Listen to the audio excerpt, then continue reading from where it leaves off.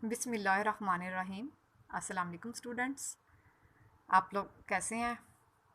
जैसा कि आपको मालूम है कि कल हमने सेकंड चैप्टर स्टार्ट किया था, जिसमें हमने पढ़ा था कि बार्टर सिस्टम क्या होता है। उसकी डिफरेंट डेफिनेशंस देखी, या वो किस तरह से वो सिस्टम काम करता था, उस सिस्टम में कौन सी मुश्किलात पेश आती थी, वो सब हमने कल के लेक्चर में पढ़ा। आज हम पढ़ेंगे ज़र का इर्तिका। ज़र का इर्तिका, इनसे मुराद है कि ज़र के मराहिल देखेंगे इस चैप्टर में कि वाटर सिस्टम से ऑनवर्ड कौन कौन सी एवोल्यूशंस आई, किस तरह से काम किया गया। पिछले लेक्चर के मुतालिक कोई भी कंफ्यूजन हो तो काइंडली कमेंट कीजिए और रेगुलरली वीडियोस देखें। अगर आपको आपको कोई सजेशन लगती है कि मुझे ये लेक्चर किस तरह से डिलीवर करना चाहिए, प्लीज़ शेयर करें। आज हम पढ़ेंगे ज़र का इर्तिका। अब शुरू करती हूँ। सबसे इसका पहला पॉइंट है, सबसे पहले अशियाई ज़र या इजनासी ज़र, यानी बहुत अर्लियर हिस्ट्री के अंदर जानवर, तीर, खालें, सीप, तांबा और बहुत सारे फलों को ज़र के तौर पे इस्तेमाल किया जाता था। आपको ये सारी चीज़ें, क्योंकि उस वक्त वाटर सिस्टम में आपने अशिया का अशिया के बदले तबादला किया, फिर इन्होंने हर टेन्योर के अंदर कभी जानवर को एज आ ज़र यूज़ किया, तीर को, खालों को, यानी इनमें से किसी ना किसी एक चीज़ को ज़र के तौर पे इस्तेमाल करते रहे। लेकिन फिर भी प्रॉब्लम्स जूं के तू रहे, क्योंकि जब अजनास को ज़र के तौर पे इस्तेमाल किया जाने लगा, बात वहीं की वहीं आ गई कि ये चीज़ें लंबे टाइम के लिए या ज़्यादा वक्त के लिए स्टोर नहीं की जा सकती, क्योंकि ये अशिया जल्द गल सड़ जाती हैं। क्योंकि इसमें भी कोई ना कोई ऐसे प्रॉब्लम थे, बहुत लंबे टाइम के लिए इन चीज़ों को साथ लेके चलना मुश्किल हो रहा था। ये सबसे पहला फ़ेज़ था जिसमें अशियाई ज़र, यानी किसी भी एक चीज़ को ज़र के तौर पे नॉमिनेट करके इस्तेमाल किया जाने लगा। अजनासी ज़र यानी फलों को भी ज़र के तौर पे इस्तेमाल किया जाने लगा। अब हम पढ़ते हैं इसका। ये तो खैर अर्लियर हिस्ट्री आपको बुक में भी बड़ी डिटेल से मिल जाएगी। बस यहाँ बताने का मकसद ये है कि यही एशिया ज़र के तौर पे सबसे पहले वाटर सिस्टम के बाद इनमें से कोई एक चीज़ नॉमिनेट कर दी जाती थी कि कोई भी एक जानवर है कि ये ज़र के तौर पे होगा, किसी के पास तीर है वो ज़र के तौर पे खाले हैं, तांबा है, या फलों को। अब दूसरे फेज़ में हम जब आते हैं तो उस वक्त धाती ज़र क्या होता है? उसमें किसी भी धात के बने हुए सिक्के ज़र के तौर पे इस्तेमाल होने लगे। सोना चांदी भी था जिसको ज़र के तौर पे इस्तेमाल किया जा सकता था। और जो धाती ज़र था वो 19वीं सदी के आखिर तक चलता रहा। अब इसमें भी ज़ाहिरी बात है कोई ना कोई मसाइल थे, कहीं ना कहीं जाके हर चीज़ क्या हो जाती थी, फ्लॉप। अब ये हो जाता था कि एक लंबे अरसे तक आपने जब धात को इस्तेमाल किया तो उसमें एक तो सिक्के गंदे हो जाते थे, उनकी जो शक्लो सूरत थी वो क्या हो जाती थी, धुंधला जाती थी या ख़राब हो जाती थी। ठीक है। और फिर ये भी होने लग गया, जो सोना चांदी को जब ज़र के तौर पे इस्तेमाल किया जाता था तो क्या किया जाता था, सिक्कों में मिलावट कर दी जाती थी या खोट डाल दी जाती थी। अब जब सोना चांदी को ज़र के तौर पे इस्तेमाल किया जाता था, उसमें सबसे बड़ा मसला एक ये भी था, क्योंकि ये सोना आपको भी पता है कि इसकी वैल्यू क्या होती है, या चांदी की क्या वैल्यू होती है। अब अगर आपको पैसे की तलब बढ़ गई हुई है तो रसद जो है वो शतक बढ़ाना बहुत मुश्किल होता था, क्योंकि सोना और चांदी बहुत ही वैल्यूएबल या कीमती धातों में आती थी। यानी यहाँ पे इस चीज़ की ज़रूरत महसूस की गई कि किसी ऐसी चीज़ को हम ज़र के तौर पे इस्तेमाल करें कि अगर तलब में इजाफ़ा हो रहा है तो उस इजाफ़े के पेश नज़र रसद को किस तरह से बढ़ाना है। यानी कि धाती ज़र के अंदर लचकदारी नहीं थी। लचकदारी क्या होती है? डिग्री ऑफ रिस्पॉन्सिवनेस, यानी कि एक चीज़ जिसको बढ़ाना या कम करना पड़ जाए। लचकदारी से ये मुराद है कि उस चीज़ की मिकदार को कम या ज़्यादा किया जा सके। तो धाती ज़र में ये भी एक बहुत बड़ी मुश्किल आ गई थी जब सोना और चांदी को ज़र के तौर पे इस्तेमाल किया जाता था, कि जब तलब बढ़ जाती थी तो रसद को बढ़ाना मुमकिन नहीं होता था। तो अब यही चाहिए था कि आहिस्ता आहिस्ता कोई ऐसी चीज़ ज़र के तौर पे इस्तेमाल की जाए कि जब तलब बढ़े तो उसकी रसद को भी बढ़ाया जा सके, या ऐसी चीज़ को ज़र के तौर पे लाया जाए जो कि लचकदार हो। अब धाती ज़र लचकदार नहीं था। फिर इसके बाद ये 19वीं सदी के आखिर तक ये निज़ाम राइज रहा। उसके बाद हम मूव ऑन करते हैं कागज़ी ज़र। वो तो आजकल भी है। कागज़ी ज़र क्या है? यही नोट। इसको जारी कौन करता है? स्टेट बैंक ऑफ पाकिस्तान जारी करता है। ठीक है, अब इसके तो देखा जाए धाती ज़र की निस्बत फ़ायदे ज़्यादा है। एक तो इनको स्टोर करना भी कंपैरेटिवली आसान है। अब सिक्कों को एक जगह से दूसरी जगह ले जाना इतना आसान नहीं था, इनसिक्योरिटी थी। लेकिन कागज़ी ज़र एक तो वज़न में कम है, एक इसका ये फ़ायदा है कि ये बासानी एक जगह से दूसरी जगह मुंतकिल किया जा सकता है, और इसकी रसद को भी तलब के पेश नज़र बढ़ाया जा सकता है। तो ये मुश्किल जो कि धाती ज़र के फ़ेज़ में थी वो काफ़ी हद तक कागज़ी ज़र ने दूर कर दी। एक तो इसको बआसानी एक जगह से दूसरी जगह लेके जाते हैं। अच्छा, कागज़ी ज़र आप कोई भी नोट उठा लें, 100 रुपी, 200, 200 का तो खैर नोट होता नहीं, 500 हो गया, 1000, 5000, उसके ऊपर हमेशा स्टेटमेंट लिखी होगी। कागज़ का नोट इट्सेल्फ कुछ भी नहीं है, ये तो बस एक ज़मानत है बैंक की तरफ से। आप इसको क्यों कबूल करते हो? क्योंकि इसमें आप देखोगे लिखा होगा 100 रुपये का नोट, ठीक है, कितने का है, उसकी वैल्यू लिखी होगी। फिर स्टेट बैंक के गवर्नर का नाम उसके ऊपर, हामले हाजा को मुतालबे पर अदा करेगा, हुकूमत पाकिस्तान की ज़मानत से जारी हुआ। आप कागज़ी ज़र को इसलिए वसूल करते हो कि आपको गारंटी या श्योरिटी दी जाती है। अगर कोई और कागज़ का टुकड़ा पकड़ा है तो नोट कागज़ का टुकड़ा है, लेकिन आप उस गारंटी की वजह से इस नोट को कबूल करते हो। अब किसी भी इसका भी कागज़ी ज़र का ये फ़ायदा था कि इसकी तलब के पेश नज़र ज़र की रसद को भी बढ़ाया जा सकता था। तो अब हर मुल्क के अंदर नोट जारी करने के दो असूल होते हैं। एक होता है मुआयना हद का निज़ाम और दूसरा होता है महफूज सरमाए का निज़ाम।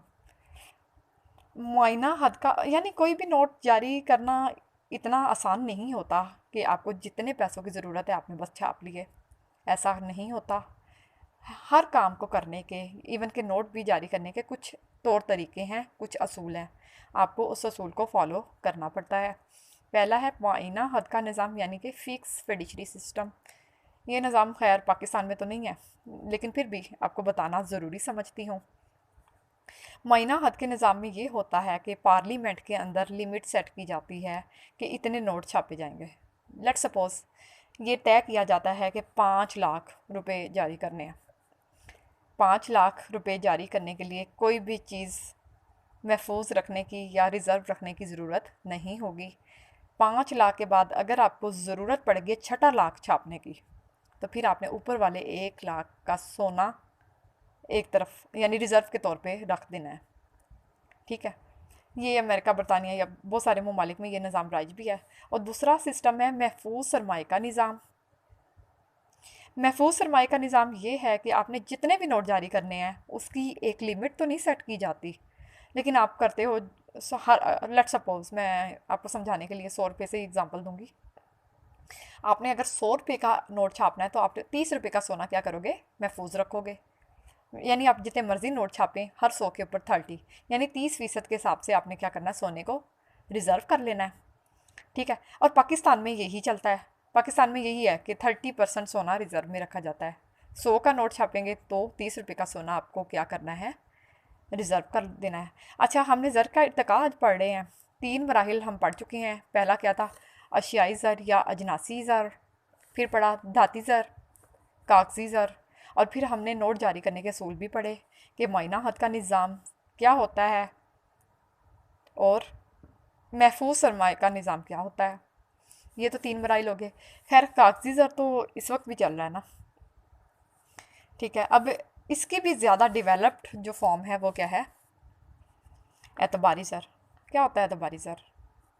चेक्स, यानी जिसमें आपको कैश भी हैंडल करने की ज़रूरत पेश ना आए। आपको कागज़ी ज़र से भी ये ज़्यादा डिवेलप्ड सिस्टम हो गया।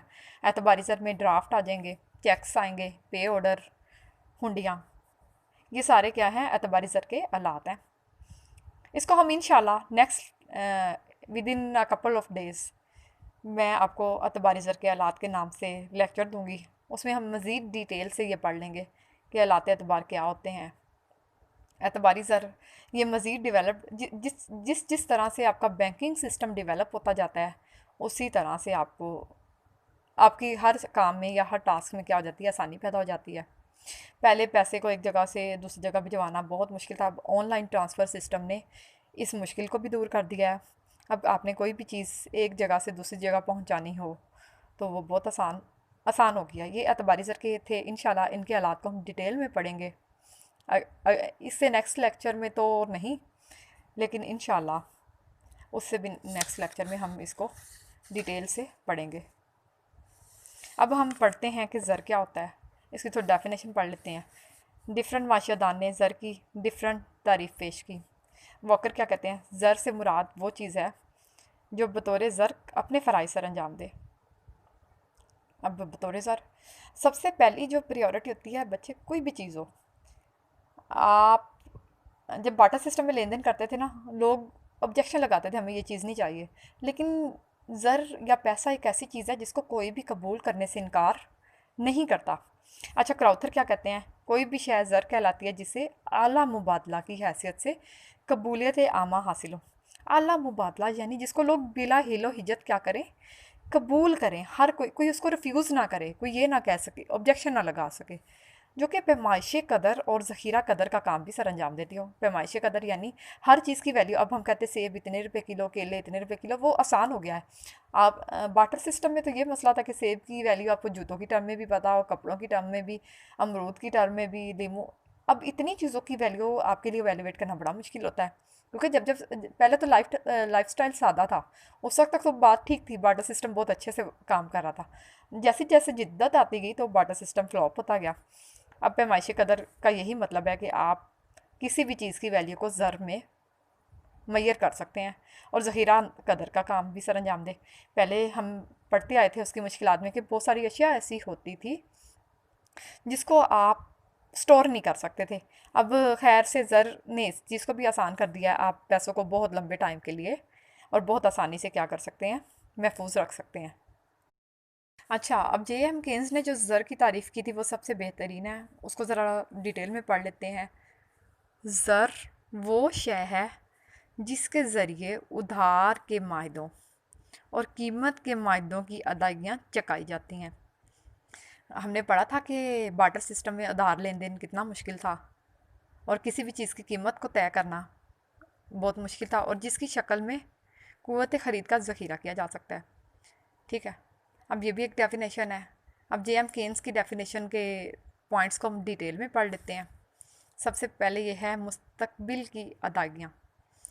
पहले तो ये क्वालिटी इशू हो जाते थे ना जब बाटर सिस्टम था, कि मैंने जो चीज़ दी थी वो क्वालिटी में ज़्यादा अच्छी थी। अब आपने किसी से 1000 उधार लिया है, बोरो किया है, आपने नया नोट लिया तो चले पुराना भी दे देंगे, कोई उसको लेने से रिफ्यूज़ नहीं कर सकेगा अगर वो ठीक हालत में हो। क्योंकि अब रुपए की जो क्वालिटी होती है वो तो उसकी वैल्यू ही बताएगी ना, कि अगर 1000 की क्वालिटी 1000। अब आप ये तो नहीं कर सकते, किसी से आपने 1000 पुराना नोट लिया है, जब आप उसको नया दे रहे हो 500 दे रहे हो, ऐसा तो नहीं है। वैल्यू तो उसकी 500 ही होगी ना जिस पे 500 लिखा हुआ है। और फिर ये इसकी डेफिनेशन में क्या कहते हैं, पैमाइश कदर, कि आपकी हर चीज़ की वैल्यू को पैसे की टर्म में मैयर करना क्या है, आसान है। फिर क्या, आला मुबादला, यानी ज़र एक ऐसी चीज़ है जिसको आला मुबादला की हैसियत हासिल है, यानी कोई भी ज़र को कबूल करने से इनकार नहीं कर सकता, बल्कि ये जुर्म तसव्वुर होता है। फिर के कबूलियत आमा का यही मतलब है कि लोग इसको बिला हिलो हिज्जत क्या करते हैं, कबूल करते हैं। और ये इसी को ज़ख़ीरा कदर, ये पहले भी पॉइंट डिस्कस हुए हैं। यानी आप अल्टीमेटली जब आप बहुत सारी डेफिनेशंस को भी पढ़ेंगे, आपको इसके पीछे पर्पस या मकसद एक ही दिखेगा कि कान को चाहे इधर से पकड़ो या उधर से, बात एक ही है।